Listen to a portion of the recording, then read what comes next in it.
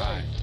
Welcome to the, what is this, the fourth installment of the Monoxide Podcast, where we have video, hopefully. That said, it's not the best setup, but you know what? It's something. And you know what? We got a fantastic TV. We'll figure out how to optimize that at some point. But nonetheless, hello, Sean. Hey guys, what's up? If you don't know me, I'm the guy with the 1M, also Blue Durango. That's how he describes himself. Everywhere he goes to Cub Foods and he goes to check out and he's like, I'm the guy with the Durango outside.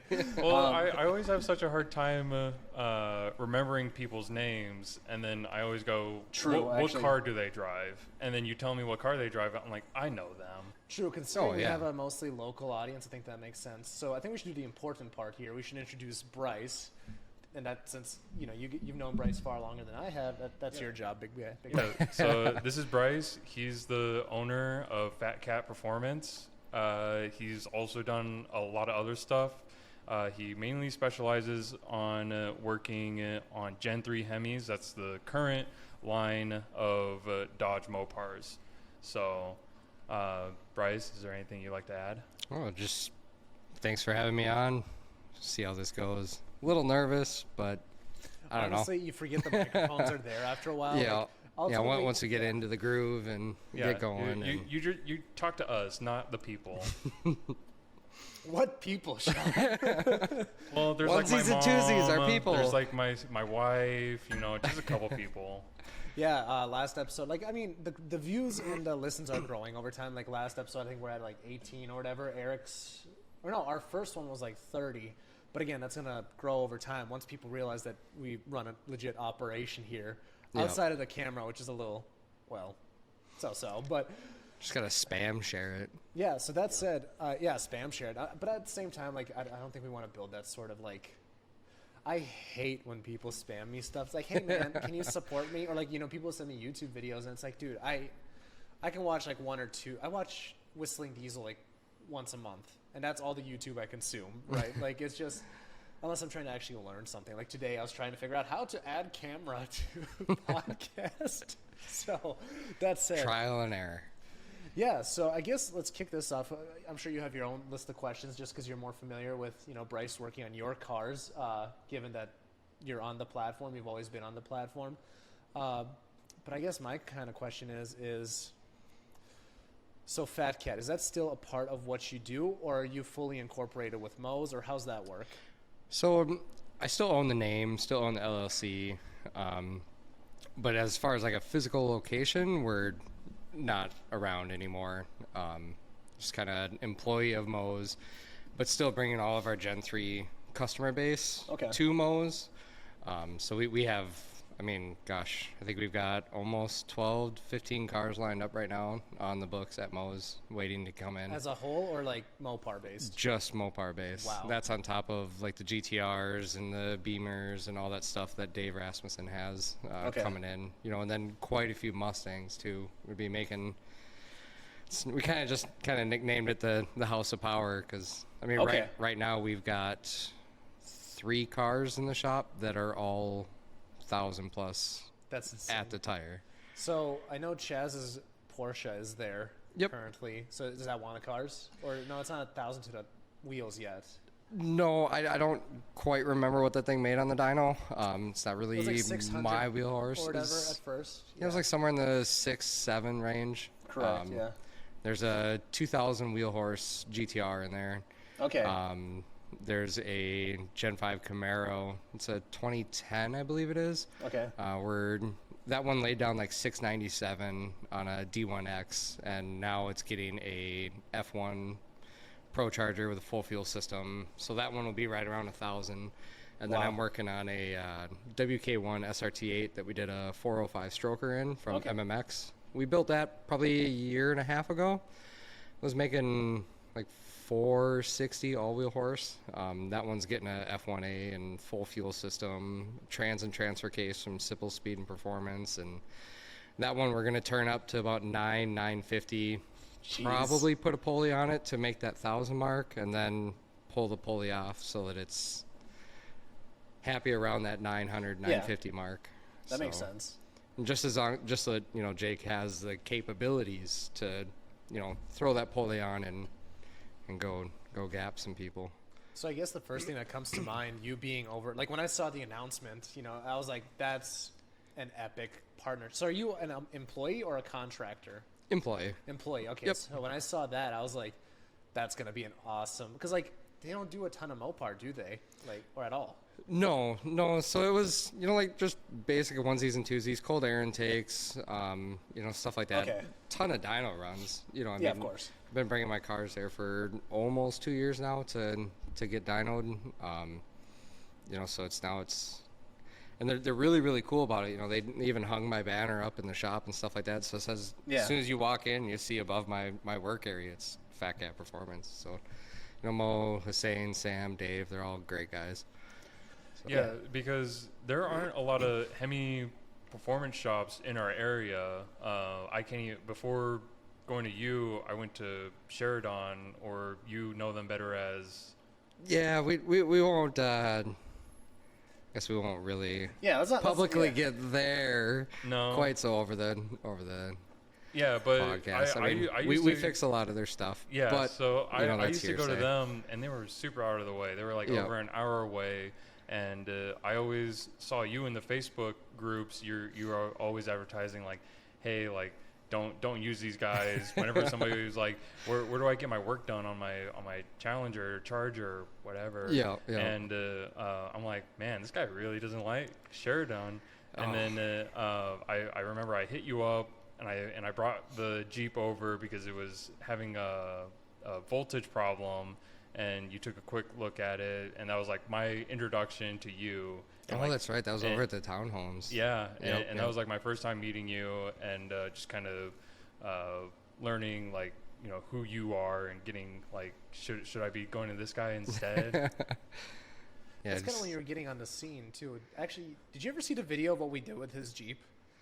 No, I'd never seen it You yet. should pull that one up. See, this is a good idea to get the YouTube. Yeah, let's pull that bad boy up. Oh my God, I was trying to tell you, the YouTube is not working on the Oh, it's not working. TV. Is there a different thing I can pull it up on? It's where only else on is the video? YouTube. It's only on YouTube? Yeah, literally on YouTube. Does the website not work there? Pull that up, Jamie. Yeah. But nonetheless, like, that Jeep was pretty sweet. I remember, like, when he took it, I think, well, he actually gave me a ride along. He actually spun all four. Like, it was like maybe 3 or 4 miles up the road, and we went back and we're like, dude, we left marks like from all 4 tires. Yeah, so. that thing is pretty saucy. And what's even crazier is the Durango is about to make the Jeep look silly. Dude, I remember. So here's a funny story I actually told to somebody today. So he brought this on our mini rally. What was it, September, I believe? And that's when it was pushing, like, you know, what it is right now before, you know, the next edition's done. Like 700 wheel or 690, whatever it was. Yeah, I think we made, what did we make, Sean? Like 720, 714, something like that? Yeah, all 720. Yep. Yeah, so that was on 91. Right, that's insane. So, but when we went, so we spent some time trying to find a good spot to launch it. And dude, so we stopped, and it's like 11 at night, and he did like a launch control or whatever. He lets go. It's 4 deep, by the way. We have 4 people in the car. This thing launches. Guess what hits me in the face? The dyno sheet flew off the dash and smacked me in the face. It's like, here's what you can hit with. It was too funny, dude. That's awesome. Oh my God. Oh boy. Well, first of all, I have 2 ends in monoxide. Okay, Yep, go back. I asked you this earlier. How do you Minnesota monoxide? Come on. Yeah, because we did some fun stuff with the Jeep, but that's pretty awesome, dude. I was really happy to see that you're headed over to Mo's, because it just kind of opened up your world and their world. Like, yeah, like you said, onesies and twosies. So that's pretty sweet. How do you like working with Dave? I've interacted with him a little bit. Dave's good people. He's definitely very, very, very knowledgeable. You know, learning quite a bit from him on like the little things, how to make little things look better. You know, and then he's definitely got a lot of stuff to teach on other platforms, because Mopar is really all I've ever. Yeah, so check this out. We literally tied it with a tow strap to a Goodyear sign. Try to get a burnout going. And he's on winter tires. Yeah, okay, yeah, so this is my first time ever trying to do something like this. I'd probably be way better now, and just it would probably be way cooler. So we should definitely take that out. Probably do it with the Durango. That'd be pretty cool. Yeah, I think it'd be sick. I mean, Dodge Just not on the welds. Dodge did it when they first introduced the Durango SRT. Yeah, didn't they tie like 3 of them up together or something like that? And That's right. Yeah. yeah, that was pretty cool. If Dodge did it, I can do it, I'm sure. Yeah, we could just tie the Jeep and the Durango together. Dude, let's just go right after this. Let's go. Let's get a nice buzz going. Really, you know, sell it to the cops. But yeah, so I have to show that video. We had a lot of fun. So we'll figure out how to use this TV over time. Like I said, like we're gonna get 2 cameras. It's gonna get pretty sweet. I think we're having a lot of fun doing this. Yeah, this is only episode 4, so we're working out the kinks. We're pretty excited that we're even here with video feed on episode 4. Right. Yeah, we kind of pushed it a little fast. But that said, no, the reason I wanted to get you on here as soon as possible is because you're the type of person that teaches an idiot like me. Because so in order of knowledge of cars, it goes you, Sean, me, right? Because you're fully knowledgeable, you work on them day to day. But I mean, what's a common misconception about Mopar? I guess let's start with that. Ooh boy. And I'm not talking like sideshow stuff. I mean like when it comes to actually working on the cars. Do I mean that they're expensive? Okay. To an extent, yes, they are expensive. But like say you throw up like a price of a cam kit for a GM, you know, cam kit from TSP sure is like what, $1,200. Okay. You can get comparable cam kits for a Hemi. You know, you're not going to get necessarily the nicest stuff, but you can do it. You know, tuning wise, they're completely different than a GM or a Ford. Okay. So one of the biggest issues that we've ran into is getting a vehicle that's been tuned by a predominant GM tuner or Ford-based tuner, because they all have, you know, they're all mass airflow censored. We're speed density. Some Hellcats also use a combination of speed density and mass airflow, but it's just the fueling changes, spark tables, all that stuff is completely different from the rest of the... What does that mean? Speed density versus mass airflow? So, like mass airflow, there's literally in your intake tube, there's a device that measures the amount of air coming into the engine pre-throttle body, right? So that would be mass airflow. That's GMs, and I think Fords do it too. Whereas Mopars, we use a MAP sensor, where it's a sensor that's inside the manifold, and it's just basically manifold absolute pressure. So it's measuring the amount of pressure in the manifold.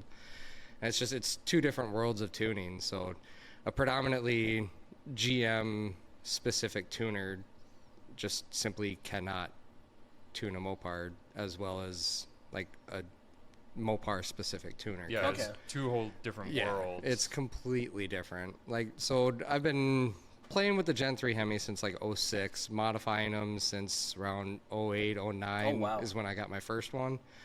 And since then, I think I've gone through, probably 8 or 9 different tuners until the tuner that I have right now, who is Brent Hughes at DTP Racing.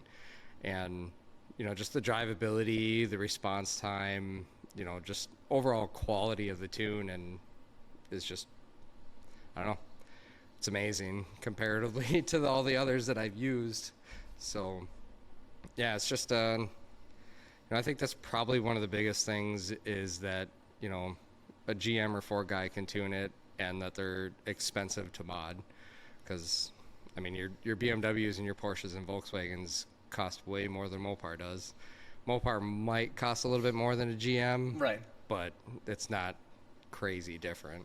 Really? Because I always thought, you know, because, you know, for BMWs, you could throw on, I mean, sometimes you just go straight to the, like, tuner, and they can get, like, another 50 horsepower out of your car versus, like, Dodge Challenger. You can't just go to a tuner and tell them, hey, like, give me 50 more horsepower. You usually need, you know, headers, cold air intake, and then you could like get that 50 horsepower. Right. Yeah, and see, and that's based off of models. You know, like your BMWs and stuff. You guys have turbos. Yeah. You know, so it's pretty easy to go in there and, you know, up some numbers, hit the up arrow, and you know, I mean, it's a lot more complicated than that. But you know, that's an easy way to gain power on those. But like the price of a tune, you know, a tune hand in hand is completely different. I mean, if you're saying, you know, cost per horsepower, you know, then it's then it can get there. But, you know, just doing the same thing on any platform is, you know, I don't think it's much more expensive than others. It's kind of weird, right? Because, like, it also depends on the manufacturer, like you said. Because, like, BMW is, like, notorious for, like, holding back their models from what their true potential is. So it's like, once you actually start tuning, it's like, oh, there's that 100 horsepower it should have had. Right. So it's like, it's kind of like, almost like teasing you in a way. But that's really cool. I did not know that it was that different. Because I always wondered, like, I always heard that people, like, had issues tuning Hellcats, like, 4 or 5 years ago or whatever. Like, it just wasn't. Oh yeah, it was huge. You know, everybody just thought because it's a supercharger, spin it faster, you make more boost. Well, Right. You have rotor speed limitations where literally the internals of the supercharger will blow up if you spin it too fast. You know, so it's not, you can't just throw a smaller pulley on it and then rev the motor out to 7,500 RPMs. You'll explode the supercharger because you're spinning the supercharger too fast. You know, and then there's a lot in the transmission tuning and stuff like that, torque management, all that stuff. I don't really know a whole heck of a lot about that, but I know it's completely different than the GM world. And if you apply what you know from GM tuning to like the new ZF 8-speed trans, you'll destroy those trans in no time. They need the torque management to live. And it's not necessarily a Mopar thing, it's a ZF thing. Okay. So I guess one question that comes to mind is, like, there's a few different ways I could take this. I guess, how often do you see, I guess, colossal mess ups from, like, let's say somebody who's like a GM type of tuner trying to tune, you know, anything Mopar? I mean, do you see that a lot, you know, across the country? Or in we forums? used to see it a lot the last, I mean, I should have brought my laptop. I think we've done over 200 or 250 different cars in the last 2.5 years that I've owned the shop. Okay. And I mean, we've fixed so many. You know, some of the stuff that you see is just, it makes you laugh wondering why or how this left running like this. Right. You know, and I mean, not everybody is perfect. You know, I've had a couple of cars that, you know, customers weren't happy with, but it's like you can't 100% please everybody. No, it's impossible. You know, it's we did our best with them, and they didn't perform, you know, how they read on the internet that certain mods should perform. It's like, well, it doesn't work that way. You know, that Let me guess, 6.4s? a couple 5.7s. Okay. You know, it's like, well, tune and long tube should have gave me like 65 horse. It's like, well, no, it doesn't, but okay. Well, I guess, and this might be coming from a non-tuner's perspective, but it's like, sure, we can add an extra 300 horsepower for 2 seconds, and then you know, whatever, something's gone. But Yeah, exactly. is that kind of the logic? It's like you kind of want that horsepower reliably, but if you want it for, like, I don't know, 10 seconds, Yeah. we can make it happen for you, bud. Oh yeah, we do whatever your wallet desires. You know, I mean, if you want us to make a ton of power for a short amount of time, and Right. that, you know, throws a ghost, we can definitely do that. I don't like to do that. I Yeah, hate well, doing it, actually. You have a reliable But- name. I haven't heard anything bad about you, and you've been around for a few years, and it's like, I haven't heard anything negative about you. So, and the fact that you're working with Moe's, and again, that's just because they're somebody reputable that I already knew about. So Yeah. I was like, wow, this guy's like extra legit. Because, like, again, like, you know me, I'm an automotive photographer. I've shot everybody in anything. So it's like I hear the complaints about certain shops, which I'll not get into, but it's Right. like, you're in the service industry, and not everybody's going to be completely pleased. And me also working in the service industry, you kind of know, like, first of all, a cheap customer is the worst customer because they'll complain about every little thing. But secondly, it's just like they will nitpick everything and not let you do your job the best you can. I Oh mean, yeah. Do you think that's, I mean, being a business owner for 2 years, would you probably agree on that one? Oh yeah, yeah. The best customer is the customer that, you know, listens to your advice, does what Yeah. you suggest. You know, and I'm lucky to have a lot of customers that are like that. That, you know, just simply say, you know, this is your platform. You know what you're doing. What do we do? You know, and then I make the suggestions, and then they do it, and then those cars just simply work. You know, like case in point, I have a 5.7 Charger out there right now by a guy named Malcolm that the car is just nasty. It's a stock bottom end 5.7 with a little baby P1SC Pro Charger, and it beats Hellcats and Corvettes. Wow. You know, What color is the car? white with a blue hood. Oh, I've seen that car. Okay. Yeah, it's nasty, and the reason why it's nasty is because he listens. You know, it's Right. like, well, what should we do next? What's the best bang for my buck? It's like, well, you're gonna want to do this in the future just because I know you so well. So this is what we do future-proof next. it. Yeah. Yeah, and that's what we've done with this car. We've built everything for the future, and that's why his car works. You know, and Sean is very similar. It's like, well, I have a feeling this is what you're going to do, so we're going to put these parts in it right now. You're going to spend a little bit more, but once we get to that point in the future, because I know you're going to do it, we don't have to buy the parts again. So Yeah, thank you. I was waiting for the point where you were going to say, like Sean, he's one of my favorite Right? types of customers. yeah, exactly. He's like, He well, listens. okay, so we need to do this? Yes. Okay, let's do it. You know, that's the way that I think it should be. If you want good, reliable horsepower, then listen to the people that's building your vehicles. I think that's a talent too. Like, and I've noticed this because I've talked to a few tuners and the ones that are successful in our local area, and they do exactly what you do, where they are like, "What's your plans now? Do you have any future plans?" And again, you know, however you would word this, but this is like Yeah. how it works in my chimp head. But basically, like, getting to know the customer, like. Sean and I are very similarly the same type of lunatic, where it's like, yeah, here's what we want to do now, but let's be real, we're gonna do this, you know. Exactly. So I really like. I think there's a skill to that, though. So I guess in your come up, since you've been working on cars forever now, I mean, what's some of the difficulties that you kind of had, and I guess how's it working out for you now? Probably one of the difficulties is, boy, There's just so many. probably just just working on cars in general. Yeah. You run into so many roadblocks over the years. You know, definitely one is getting a good reputation out there. Yeah, is that's tough. definitely pretty hard. Boy, Yeah, because I think a lot of people, you know, I know what you're talking about, you becoming more well known on the internet. Yeah. And mainly was I was just seeing you in all the like Mopar groups in Twin Cities, Mopars, whatever, Minneapolis.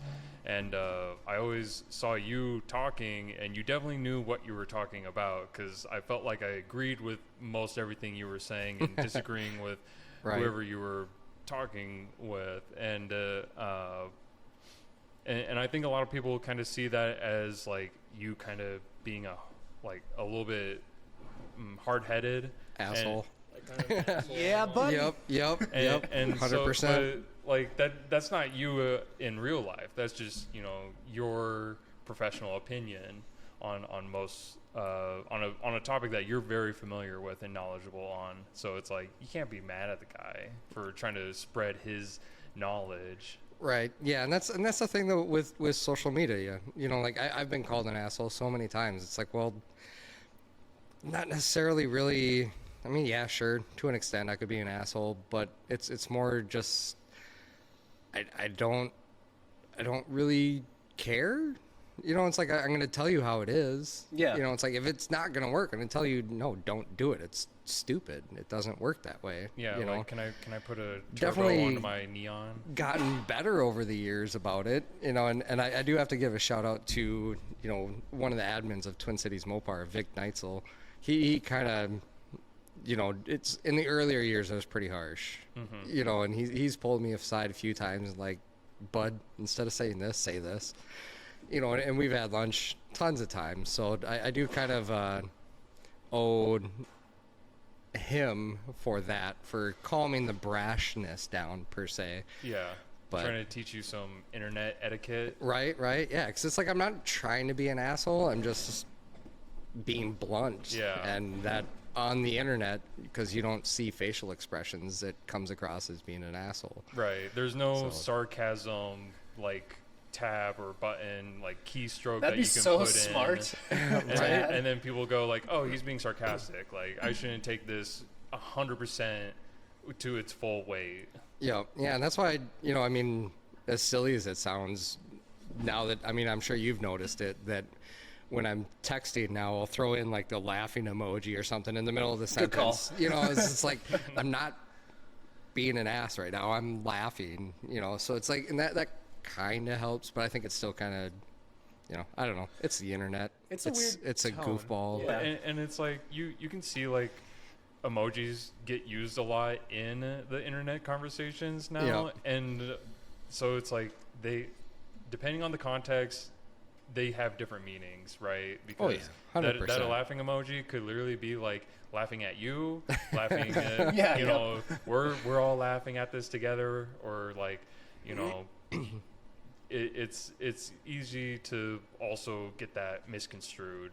Oh, yeah. And it depends on the person too. Like, maybe they have no social cue of like what's going on. There's some people like that too, though. Like, you could hit them in the face and they would not even understand what you just did. Like, it's just, the internet has become this thing where all the psychopaths are given free reign. Like, you know, like 100%. 20, 30 years ago, if you were crazy, we wouldn't see you.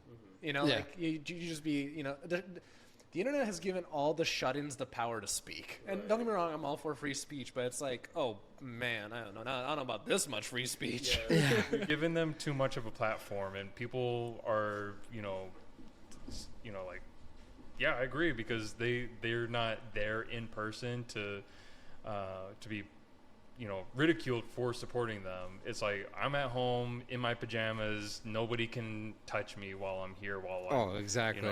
Yep. Like, yeah. Yeah, no, I wholeheartedly agree there.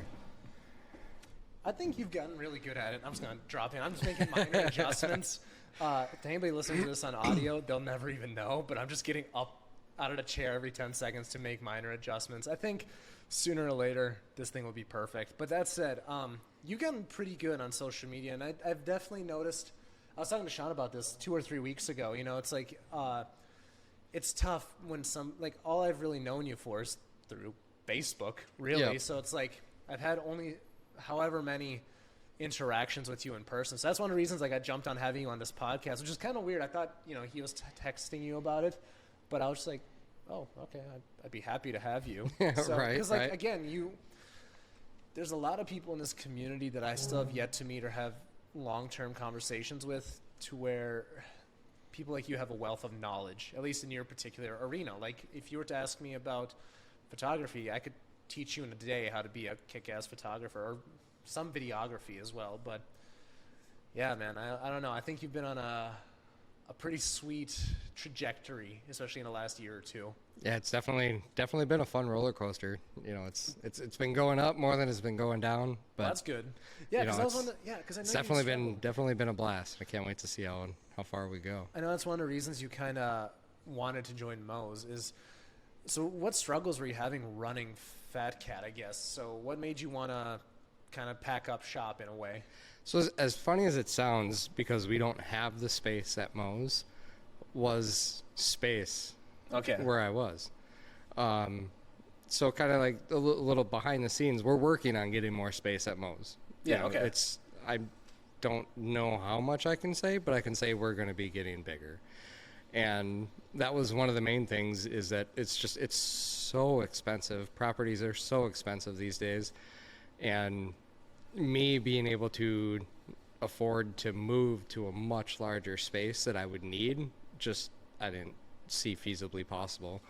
So joining a already well-established business and still being able to do what I love was, I don't know, just seemed a lot more enticing than continually having to, manage the entire business, all the bills, all the paperwork, all the customers, all the cars. It's hard. It's hard to do it with one person. My father and then some friends here and there will help me out with some of the jobs, but at the end of the day, it's like I go home and I don't fall asleep till 1 or 2 in the morning thinking about cars that I have that I need to finish.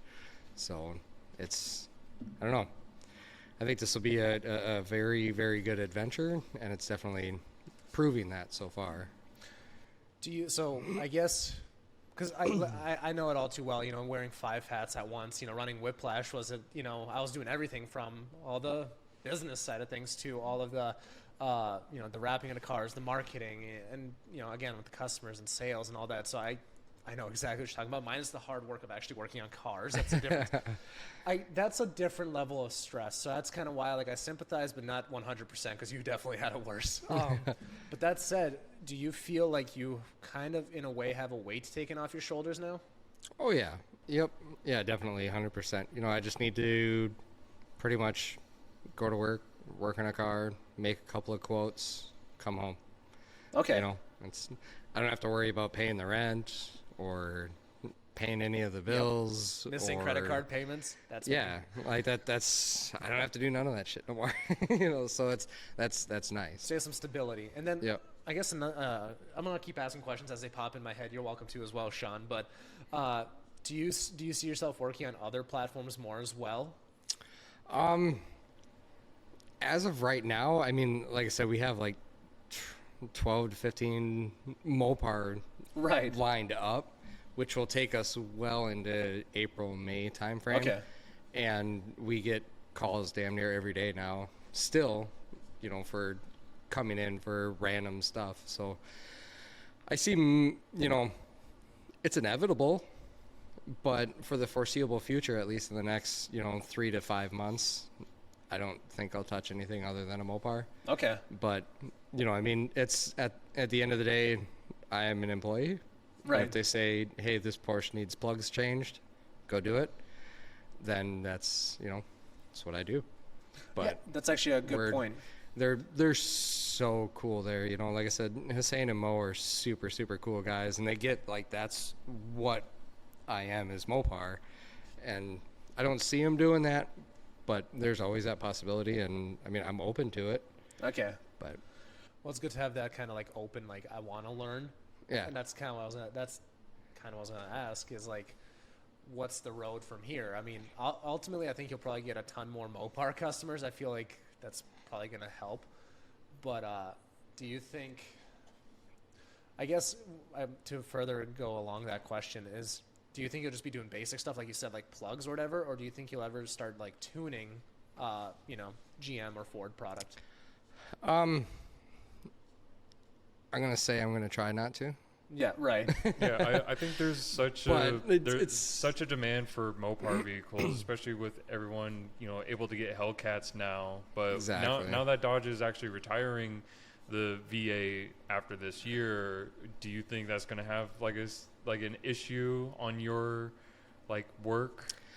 I don't think so, because yes, Hellcats are kind of they're not super, super plentiful. They're still a mass-produced vehicle. Huge. There's thousands and thousands and thousands of these cars out there, and that's kind of one of the. It's one of the one of my controversial views, I guess you could say. That hit us they're not like the 70s and 60s Cudas and Challengers with low production number cars. True. You have it's the difference between a V6 Challenger and a Hellcat Challenger is drivetrain and suspension and some interior bits. It's the exact same body. Mm-hmm. Exact same body. Door panels exactly the same. It's not like back in the day where a 440 six-pack car was a completely different car than what a 318 car was. True. They're completely different K members. They're different steering setups. It's completely different. A Hellcat to a V6 shares so much stuff. It's crazy. So I don't see the work slowing down because of them ending production, just simply because there's so many of these cars out there. Mm-hmm. Maybe the real limited run cars that are 1 of 5, 1 of 7 different colors, maybe But your atypical everyday Hellcat, I don't see it being an issue. No. Right. So are most of your customers like second or third time owners of like a vehicle, or are you getting like a lot of like people who went to the dealer, this is their like brand new Hellcat, and they're already itching for more power? It's a huge, I would say it's pretty close to both. Okay. Yeah. You know, I've done, I mean, like the Challenger that everybody seems to know that I did, the Kenny Bell Challenger that makes 845 wheel on corn. When I built that motor, that engine only had 6,000 miles on it. Wow. You know, the car was virtually brand new yet. Yeah. And, or like your Durango, what did it have, like It had about 11,000? no. I bought it with about 13,000. Really? Was it Yeah. that low? Yeah. Or that much? I thought it had less, but I mean, Yeah, well, it's at 20,000 now. yeah, Attaboy. it's there. You go. Keep driving that sucker. Let's go. You know, or It might be the highest mileage Durango out there too. I don't know. I see a lot for sale, and none of them are higher mileage than mine. really? Yeah.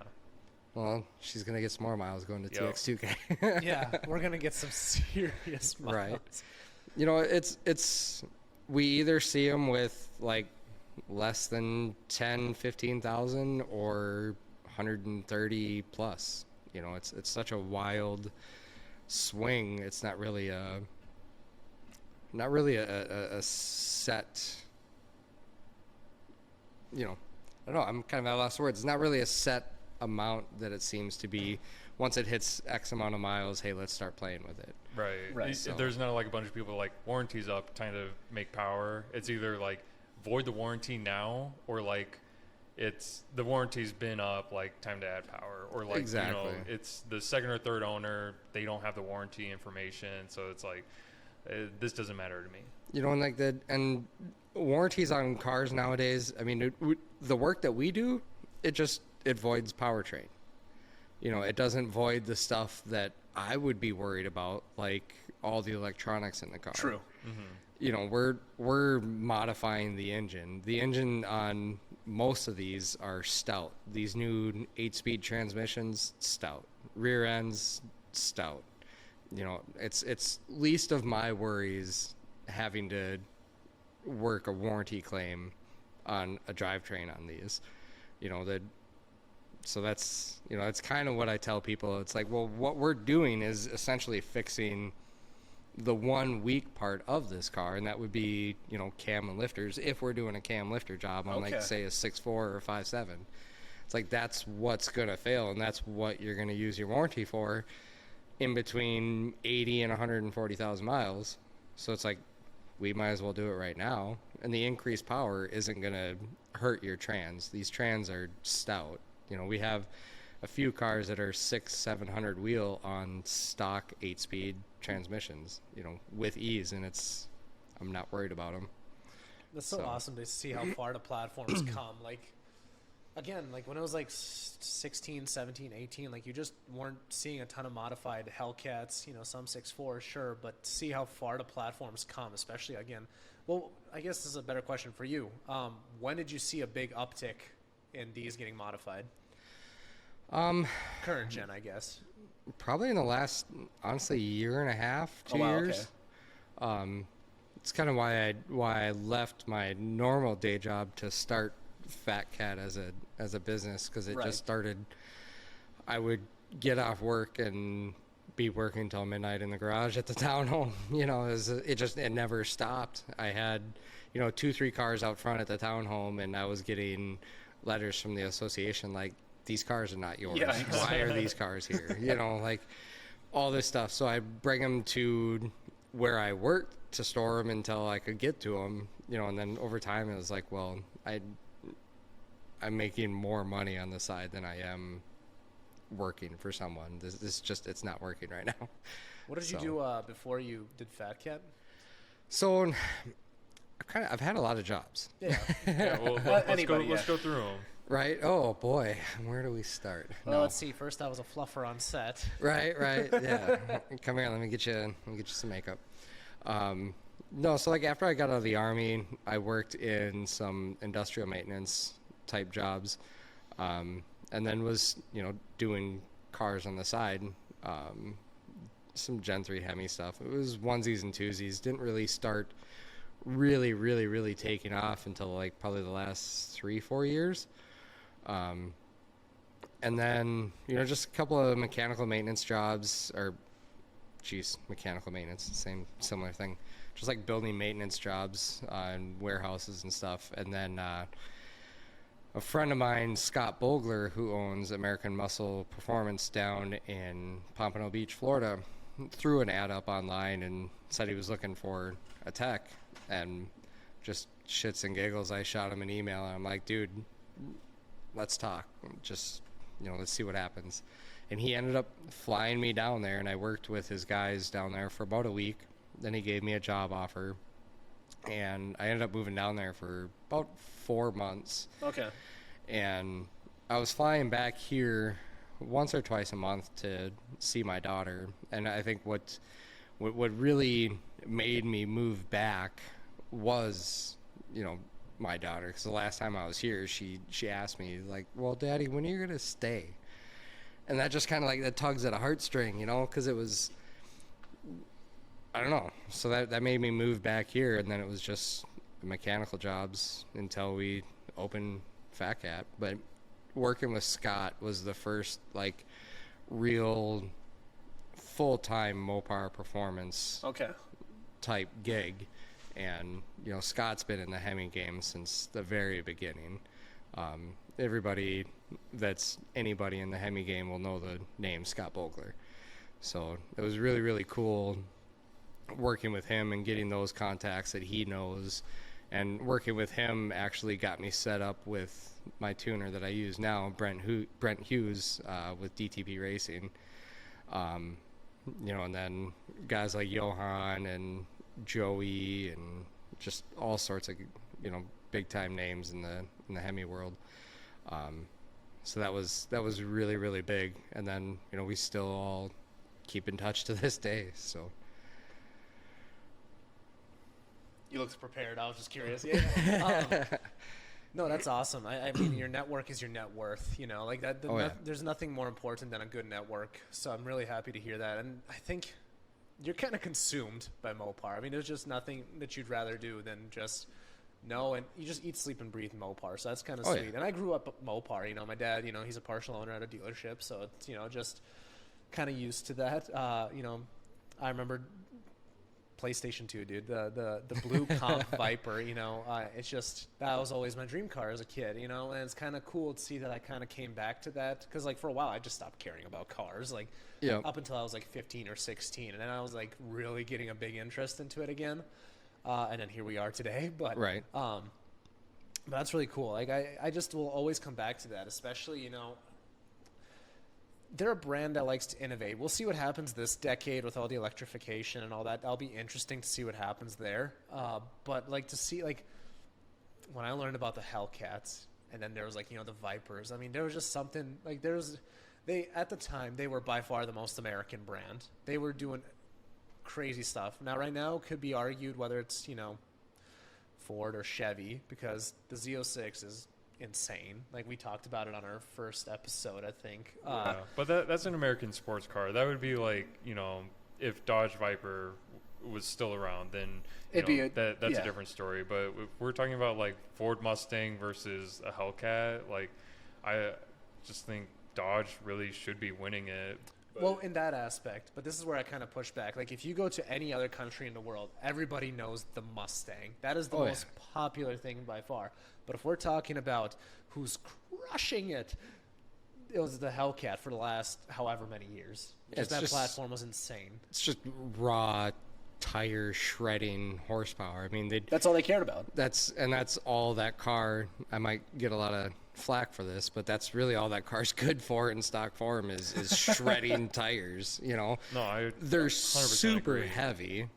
Right. They're and it's kind of funny that the benchmark now is, well, I can beat a Hellcat. It's like, congrats, you can beat a 600 to 630 wheel horse, 4,700 pound car. And it was a benchmark for a while. That's good. Yeah, but it's they're so gnarly. You know, it's such a fun car that, you know, you can drive cross country in a 1,000 wheel horse car with AC with Right. ease. Yeah, And it doesn't even care. like going down to Texas in the Durango is going to be so comfy. I know, I'm so excited. 3 rows, a lot of space for all of our bags and my wheels. Like it's going to be such a cozy drive. Exactly. It's gonna And be whenever awesome. I need to pass like a Prius in the left lane, I'm just going to blow its doors off with ease. Right. Yeah, listen to me whine. Yeah. You know, that's one of the coolest things with those IHIs is that they whine so hard. And yours is really with that noose.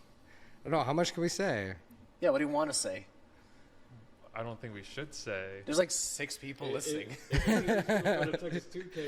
Right, if I right. start running my mouth and they're like, okay, put money on it, Right? Yeah, this is I don't true. want them to go, all right, I got them.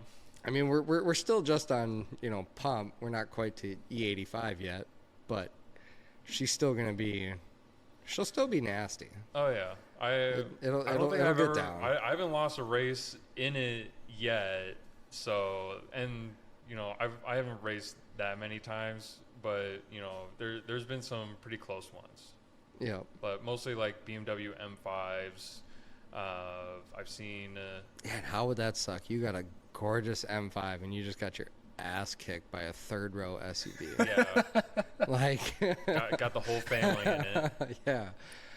Yeah, it's an insane car. I actually wanted to test it against my car because again, my car's light and it's decent. But like after 120, it started pulling away so hard. But I was about what a car back. No, you're thinking about when we We're raced stock. the 1M. Oh, when I was stock, I blew your doors off, dude. You never even were catching up. In the 1M, that was a close race. Yeah, That's- the Durango was that's what you're- constantly pulling away. But again, like for the first up until 100-ish, it was like I could see you, and then I was gone. But that was like a 40 roll too, and Yeah. these and You smoke me. These Yeah. are on a dig. I was gone. Right, Oh, yeah. That all-wheel drive is just... just gone. I just nasty. looked in my rearview mirror and it looked like you were just standing still. Oh no, I was spinning in place. It was hilarious. No, I literally could not get traction. Yeah. But even in the 40 roll, I mean, you did better. Did Let's say better, but that. you were still gone, 'cause But again, I was the gearing, I yeah. still pulled away. I was probably like a bus length ahead of you. Yeah, once you hit 100, he was gone. Yeah. And I only bring it up because like I smoked the TRX, right? But it's such a different car. Yeah. Tuned very differently. Tuned Yes. differently. I mean, the rotational mass of the wheels, for example, like it. You know, Oh, just God, yeah. everything. Aerodynamics. if What are you those things? 35s on there? They're Oh, like 37s, I think. 37s? 35, 37, Oh something my like that. I think it might be gosh, That's 35s. bigger than the wheels I got on my Jeep Cherokee. Those are 32s, and that thing makes it look like a tank. Yeah. want. Yeah. Well, I mean, you guys seen the one TRX that we got out there that's going to be running low 10s, hoping for 9s That's this crazy. one. Do you have to do like a whole new suspension setup? Because it's got such a soft suspension setup because it's meant Nope. to be a Just throw some welds on it. This particular customer has a nice set of drag wheels, and I mean, it's a similar build to what your Durango is, but he's on corn. Sorry, Okay. but he's making a little bit more, and that thing, gosh. The first time we took it out to start tuning it, we maxed out the stock map sensor, which is a 3-bar sensor. We made more boost than what the stock PCM can see, and that the truck was just nasty. You know, when we did the calculations on the Pratio model, it was like 26.5 pounds of boost Oh we my seen. gosh. Yeah. So was it a very efficient or very inefficient then? Combination of both. So it still has stock exhaust manifolds on it. The whole motor is stock. We just had a semi-ported snout with the big 108 Nick Williams throttle body, ATI lower, 285 or 275, sorry, upper with some FIC 1440s on corn. But I mean, from 40 to 110 was nasty. I mean, I sent you that video. The thing was just Yeah. It's there right now. So can you remove the speed limiter on that then? Because they're limited to what, 110, 120? On that one, we kind of raised it to roughly where it should trap out the end of the quarter mile. Okay. Just for safety aspect. I mean, the truck would go until the tires would explode, more than likely. But, you know, for that one, you know, I think we have limiter on that one around like 140 or something like that. Because I it can't should believe trap around 130 or so. You set that to 140, and you had me stuck at 130. That was an HP Tuners glitch. That was a glitch. Really screwed me over. I went on a mini rally, and I just got the car back from you. You tuned it, and I'm driving around with a bunch of other cars going real fast. I hit 130, and then it just stops. I'm like, oh my god, what just happened? And then I called you up. I'm like, hey man, the car just stopped at 130. He's like, yeah, that's the speed limiter on that. I remember thing. that. I'm like, that is not true. I've taken this thing up to like 150 before. He's like, really? No way. Yeah, I'm that's like, yeah, dude. I'm pretty sure this thing tops out at like 160 or something. And then you go into the files, and you're like. You'll never guess what the actual speed limiter on this is. Wasn't it like 180 or 190, I think, was what was in HP Tuners? You said something like 240 miles an hour. Oh, that's right. That's right. Yeah. It was, and that was on your stock cal, because I looked at his stock cal to see what it was set to, and it was like, I want to say it was like 244 miles an hour, is what Dodge has it set at. And so it's like, well, how did this get switched to 130? Because on the last tune revision, and what we seen is there was a table that we modified, and once we modified that table, it automatically lowered the speed limit to 130. And we don't take customer cars that high, so I never noticed it, because all I need to do is like a third or fourth gear pull until it shifts. And that's really all the data that we really need. I don't need to go super fast, and I wouldn't, because it's not my car. So I've never even thought to check speed limiter on the tune. Yeah, that was that was crazy. The first time that's ever happened? It was the first time that's ever happened. And it's weird too. So like with these HP Tuners, we found a few different glitches. Like we had a truck. One of the common things that we use is stock Hellcat fuel injectors on 5.7s or 6.4s that go E85. And this 2018 Durango that we built for a Minnesota Vikings player in conjunction with Eurocharged, we put stock Hellcat injectors in it, and the truck would not idle. It refused to idle on these injectors. And I've done so many of these injectors in these cars. We couldn't figure it out. And here was just something in that cal file that wouldn't allow those injectors to work. We ended up switching them out for some SRT4 injectors, and it worked perfectly fine. And we've used Hellcat injectors ever since then. It's some calibrations do really strange things that you don't see and can't figure out why they're doing it. Yeah, right. It's super weird. So like, for instance, your dad's car is a bastard to tune. Which one? He's got so many. The black Challenger. Okay. So it's for some stupid reason, that year car, in that year frame is when Dodge started changing cals, like from one style computer to another. Right. So it's like a 2009 or 2010. Yep. That's when they were changing from non-VVT to VVT, but then the 6.1 cars didn't have VVT, but they were changing them to the newer style calibrations. And with your dad's car, every single time we write a tune file on it and we start it, it sits there and it idles like dog crap for like 5-10 minutes. It just sits there and whoom, whoom, whoom. Doesn't matter what we do. I could write a tune to it right now, go out there, start it, and it would run like dog crap for like 10 minutes. And then it just evens itself out. All the fuel trims come into spec, like where we told them to be. The car runs beautiful. And then we go out, we do a log, load a new tune, the next tune, dog crap. It's like, what is going on here? And it's just certain year cars with HP tuners do that. It's really, really, really, really, really strange. No clue why. They just do. It's the ghost in the machine. Right? Yeah. So some of these vehicles just have personalities, and it shows. Yep. Because I mean, you're writing over the CAN bus system, and that's like every single vehicle that we write a tune on does something different. I've had cars that turn the windshield wipers on.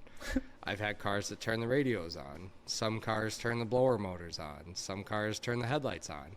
And it's just it's writing the tune files over the CAN bus, so it interrupts all those signals, and then every car acts differently. Yeah, it's so super strange. Mechanic work is like almost nothing is a given. Like anything and everything will happen. Oh, exactly.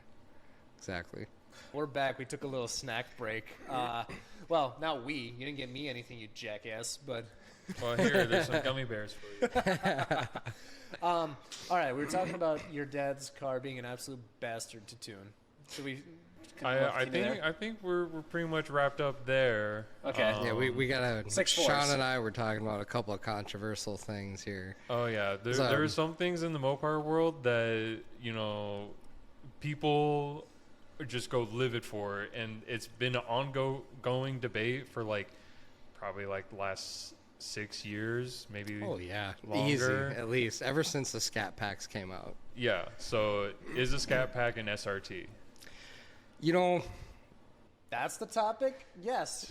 Yeah, and the thing is, right, so on a Scat Pack, on the beauty engine covers, it says powered by SRT, right? Right. That's every Scat Pack's owner's default, point, checkmate. And it's hard because an SRT is just fully loaded. It has all the options. It's got the sunroof, it's got the leather, it's got all the good amenities. Mm-hmm. The Bigger Scat brakes Pack, too. Yeah. Yeah. And the Scat Pack, which you can still get the big 6 pistons, but doesn't have the leather, doesn't come standard with, any of the amenities. So it's essentially a lighter SRT. It's almost better than SRT. Exactly.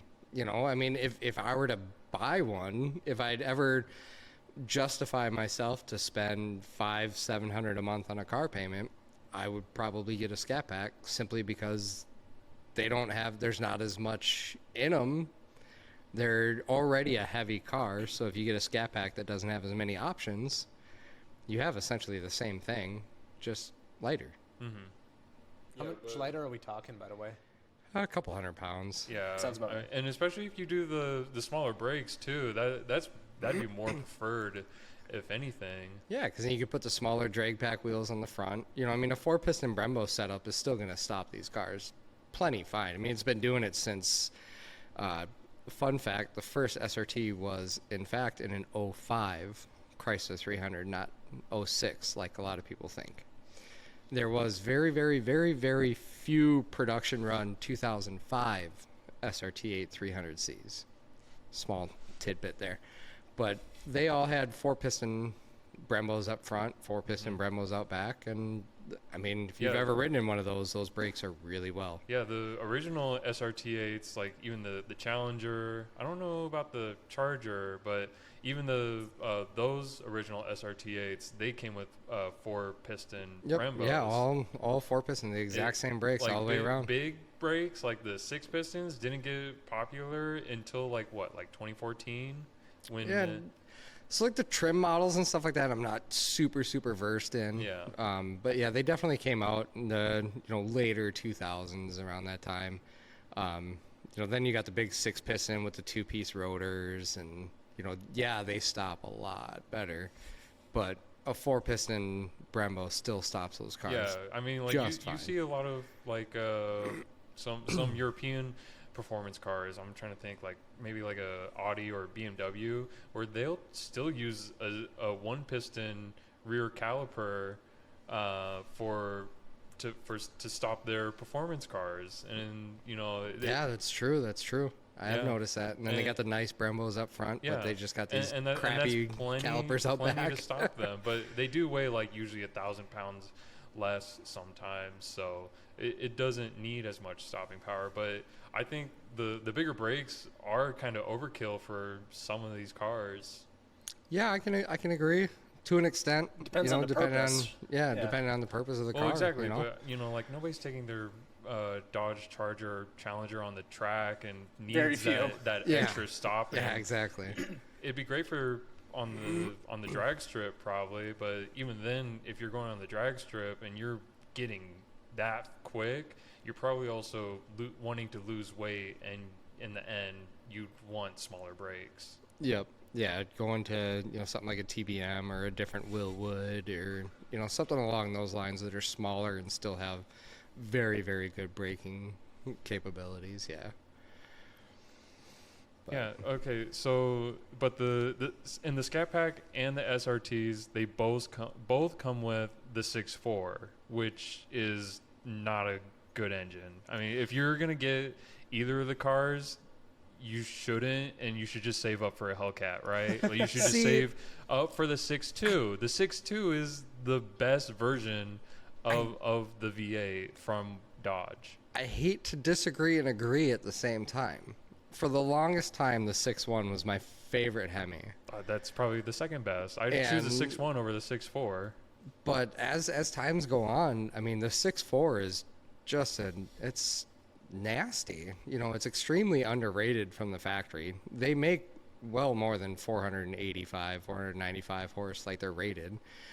But they're plagued with cam and lifter failure, mainly lifter failure. And that's the other thing that, when somebody comes to us and wants to do cam and lifters and then still wants to worry about a warranty, it's like, well, we're eliminating what your engine's weakest link is, and that's its stock MDS lifters. Mm-hmm. So there's that point. And then the other portion of it is it's a high compression, naturally aspirated engine, which high compression and boost don't play along very well unless the motor is set up for it. And that particular motor is not set up for boost. No, because none of its internals are forged. No, just the crank. Rods and pistons are just your atypical rod and piston setup, hyper pneumatic or whatever. I can't draw a blank right now on how to say that word. But the ring gaps are super, super tight. They're like 16th thou or something like that stock. Yeah, so super, the ringland height small. Is super thin. Yeah, they don't small. As soon as you introduce boost and you're getting more heat in there, they leave the chat. Yeah, it's like, and it's all too common. And that circles us back to the whole GM tuning thing. GMs, they love boost. They love timing with boost. A 6.4 on a stock bottom end hates both of those. I've done countless 6.4s that have had the wrong tuners tuning them and just throw too much timing at them under boost, and then you break pistons. Mm-hmm. And I mean, it's not a. I seen a saying on the internet from one of the more reputable tuners in the Hemi world. I won't say his name, but he's very, very, very, very well known. And I just kind of copy the saying that it's not if it blows up, it's when it blows up. With 6.4s in particular. With a 6.4 and boost. I am extremely confident in my tuner. He has stock bottom end 6.4s with 300 shot of nitrous on E85 that have lived for years. Wow. But those motors are freaks. You can't do that with every 6.4. So I have confidence in our tuning, that our tuning would not hurt your motor. What hurts your motor is the increased cylinder pressures from throwing boost at it with high compression, tight ring gaps, and small ringlands. Those combinations just don't work. So, it's not a if, it's when. Okay. So right. and I've always heard this. Is this a myth or is this a fact? Is the 6.4 a truck engine? So the 3/4 ton trucks had what they call a BGE block, which actually your Durango that's sitting below us has that same block in it. Yeah. Hellcat blocks, and all truck engines are BGE blocks. And then in 2018, all the cars got BGE blocks. So you could say that they're all truck engines, or you could say they're all Hellcat engines. So what's a BGE stand for? Big gas engine. Okay. So it's kind of a horse apiece. So like truck 6.4 heads are different than car 6.4 heads, but are similar to Hellcat heads. So it's the trucks get like the strongest of everything per se. So they get the BGE block, they get the nice webbing in the cylinder heads that the Hellcats get, whereas the cars just get normal quote unquote 6.4 heads, which are still good heads for 1,200 horse and below. Oh wow. Which is still a lot of power. Yeah. Yeah.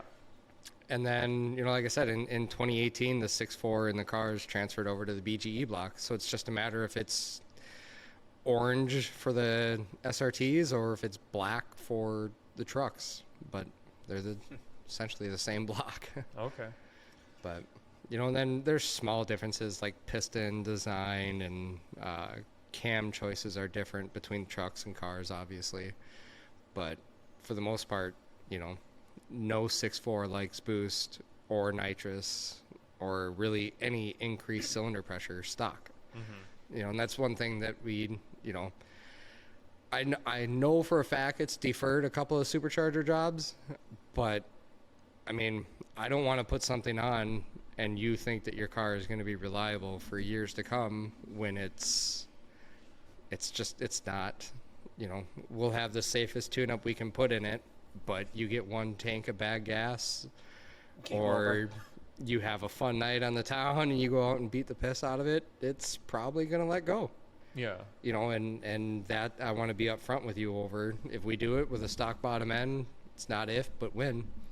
So we've done a lot of, so we're a dealer for MMX, Modern Muscle Extreme. We've done a ton of drop-in pistons because they have a forged piston option with forged rods on stock cranks. And we've done a ton of those 6.4 builds, and then like a year later throwing a blower on it or something like that so that it's safe. And that's a very, very viable option. And if you're going to do that to a 6.4, at a minimum, put pistons in it, just to keep a peace of mind. So I got two questions. I'll start with the first one. What's the highest horsepower 6.4 that you've personally done? Well, right now it would probably be the Challenger that we have. The white one? Yep. That one's at 845 wheel horse. Okay. And believe it or not, its limiting factor is the Kenny Bell that's on it right now. Really? Okay. Yeah, we're at like 15 pounds of boost. We're pretty much max the blower speed on it. We can't spin it any faster safely. Right. So the way to make more power with that car is to either put a bigger Whipple on or a bigger Kenny Bell on it, or put a Whipple or a Pro Charger on it and make more. Jeez. Okay, so then I guess my second question is, and you kind of touched on this already, but let's say somebody comes to you with a 6.4 because they have deep pockets, right? And they say, make as much power as possible. What are the steps that you would guide them through? Like, let's say this is the ideal customer that wants to work. Bryce is the smartest person in the room. Right. Which is the ideal customer. What are the steps that you would do build list-wise? So we would probably do a stroker BGE block from MMX, probably keep it around 400 to 405 cubic inches.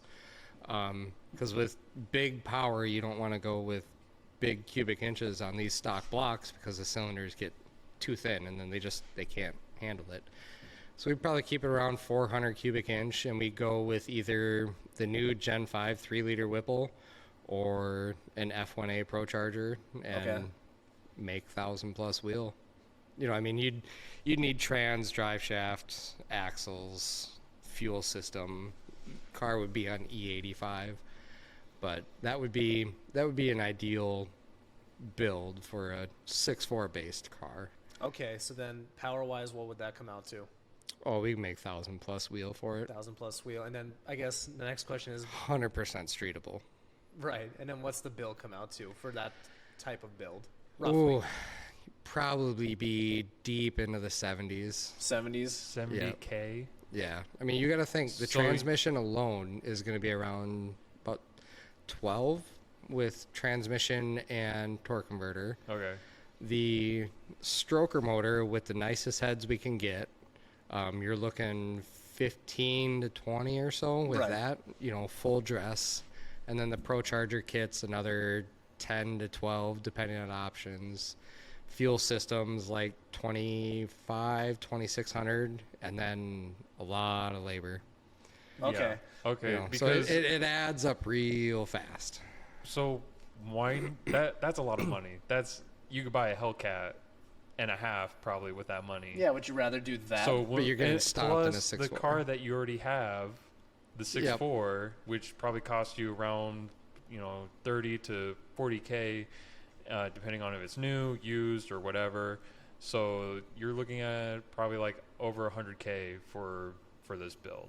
Oh, And easy. So why not just? So would it be easier to instead buy a used Hellcat and then use that whatever's left over from let's say the used Hellcat's like 50K, right? You can find a used Hellcat Challenger for 50K, 55, but let's go low 50. Like let's say this thing was beat the piss out of, and Right, you're already right. replacing everything basically. So you got another 50K to throw at it. Are you beating that 1,000? No. No. You got to think. So, like a stock Hellcat trans, yes, we could make 1,000 wheel on a stock Hellcat trans, okay. but that's on borrowed time. Even with a good solid tune from us, it's that trans is living on borrowed time at that kind of power levels. You're gonna snap an input shaft. Bottom end is it'll survive, but it's right there. Whereas the bottom end in that stroker, will laugh at anything up to around 1,600 horse. It's like 1,000 horse. It's like, okay, what's next? Whereas a stock Hellcat motor starts getting risky business around 1,000 or so, which nowadays sounds like a lot, but when we're Right. talking we can make it so easily on a Hellcat, it's really not. So I mean, you're in the big boy world of upgrading an 8 HP 90, which is a lot of money to build an 8 HP 90, which is the trans that's in a Hellcat. And then you still have to do a fuel system to make that power. You still need the trans, still need some engine work. So you're still, 10 to 20 deep into a Hellcat to make that. And then you're just worrying about the engine staying together. Okay. So did I mess up by getting a Hellcat Durango and not a 6.4 Durango? No, you're light years ahead of. You're cheaper where you're at right now, unless you want to start making that 1,000 horse mark. Okay. And that's like all wheel. We'll be good until you want to start making 900 plus all wheel. Okay. Then the money graph starts going vertical instead of on a hill. Well, there's kind of levels to it, right? Like, Yeah. if you get up to 800 or whatever, it's moves like this, nothing Exactly. crazy. And then you get that vertical jump, and then you gotta, yeah. Yeah, makes like sense. so. Like, and the thing is with a Hellcat, so we're talking a Hellcat here, not a Red Eye. A Hellcat only has one fuel pump, so you're limited on horsepower capability off of one fuel pump. Whereas like a Red Eye, the Durangos, the Jeeps, TRXs, they all have two pumps. Okay, nice. So Okay, you're you got that going for you. You're good on fuel for 900 to 1,000 horse. Nice. So that's where like with yours, your vertical limit per se for money wise is when you want to start making north of 900 wheel. That's when stuff is going to get really expensive. So I guess if you were to make that next jump, let's say into the 900, let's say Sean wins the Powerball. What does that next tier look like? Because, for example, if you build it for 900, you're good up until whatever mark. So what's that next window of power look like? Well, I mean, then it's a matter of, do we want to build this thing to be able to make 1,500 all-wheel horse safely, or 2,000 plus? And then it turns into it do you gets want to exponentially expensive. Do you want, then it turns into, do you want to twin turbo it? Do you want to put on the 3-liter Whipple? Do you want to, there's a, and that's about the 1,200 or so mark. Well, and that's the thing. Like right now with your blower, we are towards the top end of what we can even do with a blower anymore. So, you're going to be limited to around probably 900 to 1,000 all-wheel on that blower for quote-unquote blower-only power. Mm-hmm. We can get into nitrous and spray some giggle juice through it and make more. But if you want to stay blower only, you're going to be limited to around that 1,000 all-wheel. Then we got to go to Whipple or big ass turbos or big Pro Charger, stuff like that. Yeah. And how does that hurt the reliability of the vehicle? I mean, it's a lot. Yeah. That's a lot of power. We'll just stop right there, because this is supposed to be my the family car. my grocery getter. Right. Yeah. 800 wheel horsepower where we're at right now, on yours, I think to keep it reliable and not exponentially expensive. I think the next things that we do would be, long tube headers, and just make sure you keep good gas in it. If we want to go E85, then we can put an ATI lower dampener on it, up the boost a little bit more, and because you have 2 pumps, we're good on fuel there. We would put like a booster pump on it to make them work a little bit extra. Mm-hmm. And then that's where I would probably keep that one, which that would be, mid 800s all wheel, which mid 800 all wheel in a Durango that's a hoot and a half. It's pretty saucy. Yeah. What I would like to do is continue on the Jeep personally. I know. There's that it's so, and I love the Jeep so much, and I want to buy it, and I know we've talked. You to buy it. And I know we've talked numbers. But you're the only person that I trust to have that thing. It's crazy that the shop that built it, how inefficient that system is. Yeah, I know. It has a blower on it to make 800 plus all wheel, and we made 670. Yeah, way lower than what I thought. 18, 19 pounds of boost. Because I think for the longest time I was telling people, oh yeah, it definitely makes 800. Yeah, and I was doing the same thing. When people come by the shop, it's that thing's 800 all wheel. And then when we throw it on the dyno and it made 640 on the first hit, I'm like, oh my god. This is not good. What's going on here? And that's the thing. The build just went south. I think once I started going further down the rabbit hole with it. Yeah, but now we know at the wrong shop too. And we know the cam choice that's in it. It's got a Hellcat cam in it, which is a complete wrong cam for the Pro Charger setup. And that's the other thing with cam choices, is that you need to have a cam in the vehicle for your future mods, and built for, so you don't want an NA cam in a car that's going to be boosted, because you're going to be leaving power on the table. In a centrifugal style supercharger like your Pro Charger that's on that Jeep needs a different cam than a root style blower like what a stock Hellcat is. Yeah. Okay. So that's where, just a cam change on yours, we'd probably see 100 horse. Wow. Because of how inefficient it is right now. Right. And what was and it we doing? would lose it was doing a lot of boost pressure. 24 pounds of boost? We were seeing 19 pounds of boost. 19 pounds of boost. On a D1 SC. I mean, that thing should be well into the 700s. Yeah. And we made 640. And there's a ton of timing in it. We started throwing a bunch of timing at it to try and make the power.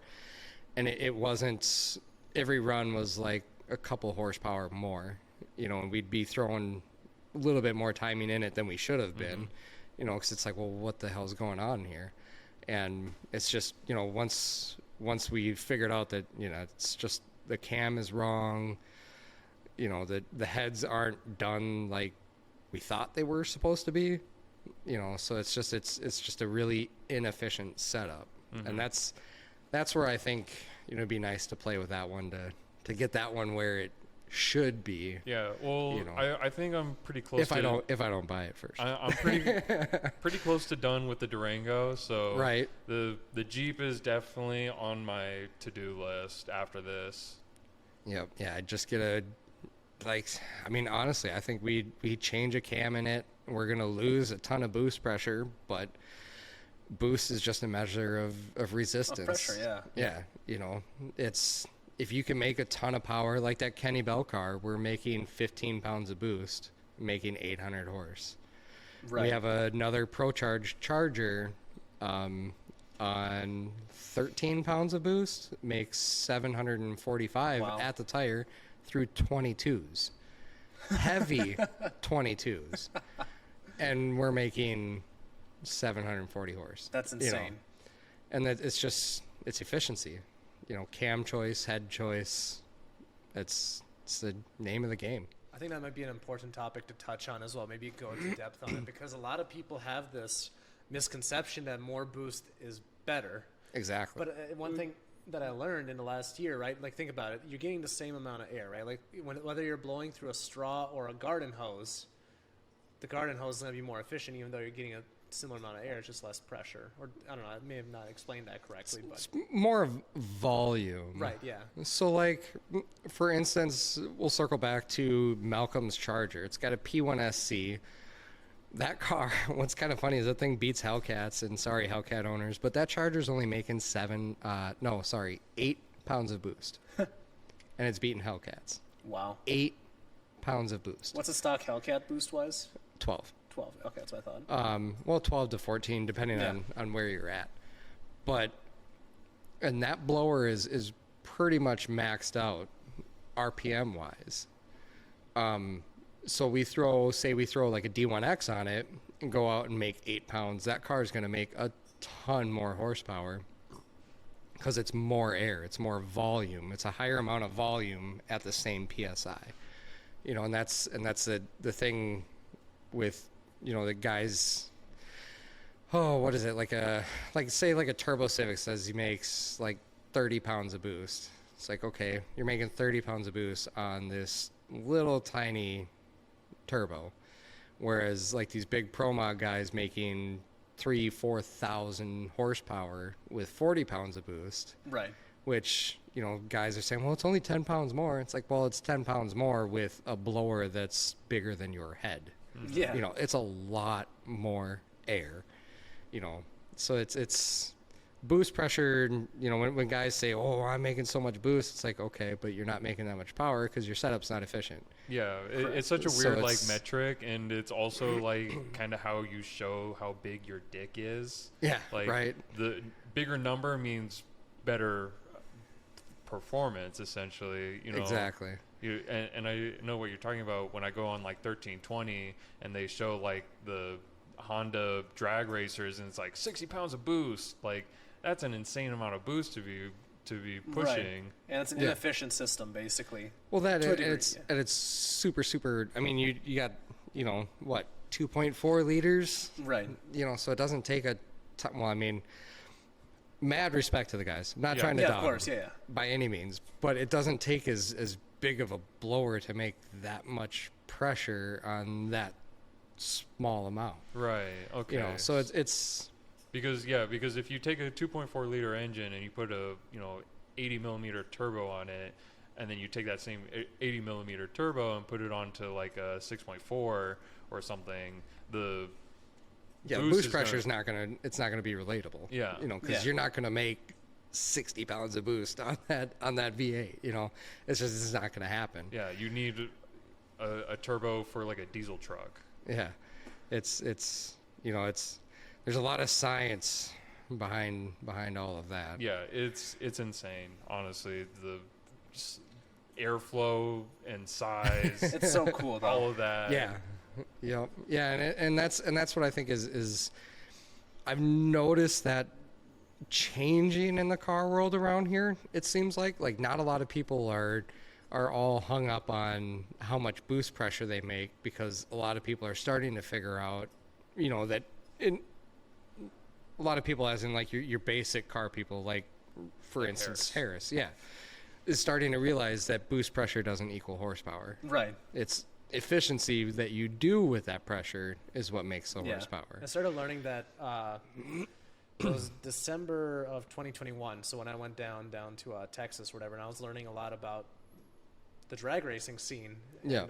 And just talking about preparing for my first Texas 2K, at least, to spectate rather.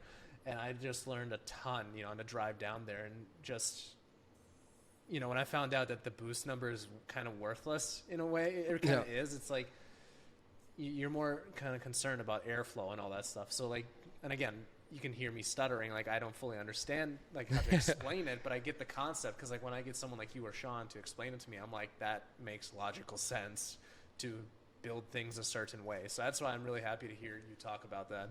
Yep. Yeah, it's just a measurement or restriction is all it is. Right. Yeah. So and probably the most important measurement is power to weight ratio. Oh yeah. Yeah, and that's what a lot of people don't understand or don't really get to an extent either. But it has been changing lately is guys realize are starting to get that. Yeah. And that's good too. I think it's kind of like again, like with the circling back to the internet, spreading information. There's a lot of people spreading false information, but when people are spreading the truth, talking about like power to weight ratio, instead of like, oh, my boost number is bigger than yours, so right. I must be more powerful. Yeah, exactly. And then you look at power to weight ratio numbers, and you could see, like, even though Challenger makes, says, it's the most powerful production car out there, a Ferrari that makes, 100 or 150 less horsepower is still going to beat it because of how light it is. It has I can't remember. Is it, you want a higher power to weight ratio? Yep. Yeah, that's like the newer Ford Mustangs. As much as I hate it, they're kind of cool. No, they are. They're you know what I mean? lightweight, That 10-speed transmission that they have is a monster. They make a ton of horsepower. Well, I shouldn't say they make a ton of horsepower, because they don't. They don't make anything for torque, but they have 10 speeds and they can rev to the moon. So that's where they've got 2 extra gears or 5 extra gears, depending on which generation Hemi you're racing, and they can rev way higher. They're revving out to 5.0s, right? Yeah, Okay. they're revving out to what, 75 to 8,500. Yeah. And we're kind of crapping our pants around 6,500, $7,000. Yeah. It's like, oh, shift, and they're just getting started at that point. And they don't weigh a hell of a lot less than us. I think they're not even 1,000 pounds lighter. I think they're around 800 pounds or something lighter. Maybe, yeah. Yeah, I think they're because around of the transmission and how they can rev out, they're fast. Yeah. So and that's the same with like Ferrari cars. They redline at like 9K. Like they have the power band is so much bigger than ours. Yeah. Yep. So yeah, it's obvious. The information is starting to get out there, and people are learning a lot more. And yeah, you're right. It's becoming a lot more apparent, especially with like car YouTubers. There's a lot of people like Engineering Explained who, talks a lot about these, like the science behind cars. Yep. Yeah, I think that's, YouTube has been a really good thing for the car world and been a really bad thing, I think, for some. Well, it depends on who's spreading information. Exactly. Yeah. So I guess because we are gonna start getting really close to the 2-hour mark here sooner or later, I do want Time to flies when you're having fun. I think I have one last kind of topic, and we can kind of branch out if we have to. But one thing that I'm kind of curious about, because a lot of people in your position and with your level of knowledge and experience over time, whether it's 5, 10 years, whatever, do you ever see yourself becoming like an innovator or an inventor to kind of help the people in your scene? I mean, yes and no. So I mean, there's some things that I've talked with other people on getting made because of using the same thing over and over and over, and just, God, there's got to be a better way to do this. Right. And then you can figure that out and implement those changes. But for the most part, you know, my mind isn't necessarily the biggest creative type thing for that. So, you know, it's more of like I'll talk to some of the real smarter guys and just kind of complain about what I'm having an issue with and be like, dude, there's got to be a better way, but I can't really think of how. But let's brainstorm this together, you know, and that's how, you know, some changes can be made. And we've done that a few times with a couple of different people. So that's pretty sweet, yeah. Because I know, you know, some locals, you know, it's just like they're always kind of seeing like, oh, there's got to be a better way to do this, or how can we improve this? And that's just kind of something I wanted to ask you, because I mean, I'm sure whether you collaborate or do it on your own in the future, it could just be a really, I don't know, just something to ponder, I guess. I don't know. Right. Yeah, just another flow of income as well. You know, just, 'cause I know there's some shops around here too, like they make money off of selling stuff that they've kind of improved upon, like their versions of whatever. But yeah, I don't know. Do you have anything we should probably wrap up with? No, I think we've covered just about everything. No, we could talk here for another 4 hours, dude. I think we could definitely talk for a while. We were supposed to just talk about the 6.4 and Scat Pack, but we kind of just, we're good at this. I think so. It just starts flowing, and then, you know, next thing you know, it's a couple hours later.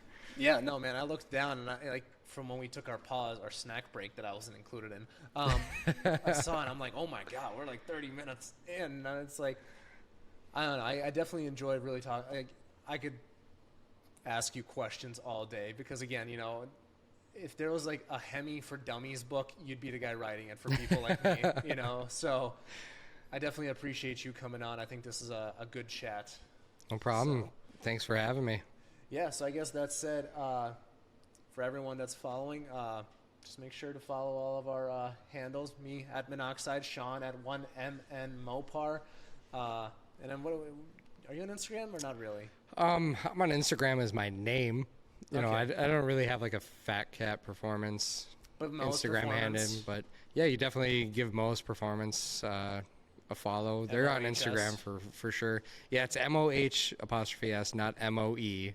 Okay. So we'll get that straight. So that's kind of, I think we're going towards like making it short to like MP Performance. Okay. You know, because, you know, like, you know, it's Mo's, it's MOH, it's not MOE. Right. You know, so I think we're going to try and make things a little bit easier and go MP Performance. Yeah, we'll see what happens there. We'll see. Yeah, are you on Facebook? Yes. Yep. Yeah, we got, you know, it's so it's #FatCatPerf, PERF, because somehow Fat Cat Performance is taken. I don't know how, but we just kept deleting letters until we came with that's just Fat Cat PERF, and then that'll pull us up.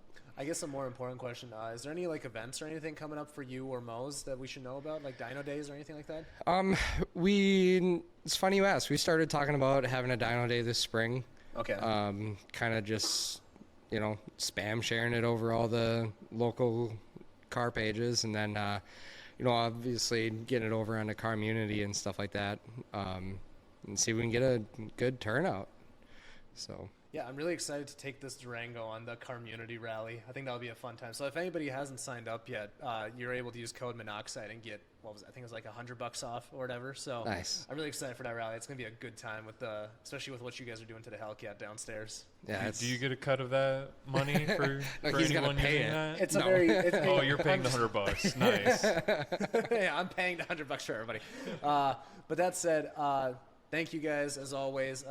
Texas 2K or bust, I guess. But yeah, thanks for listening in, guys, and see you next time. Yep. See you guys. I appreciate it.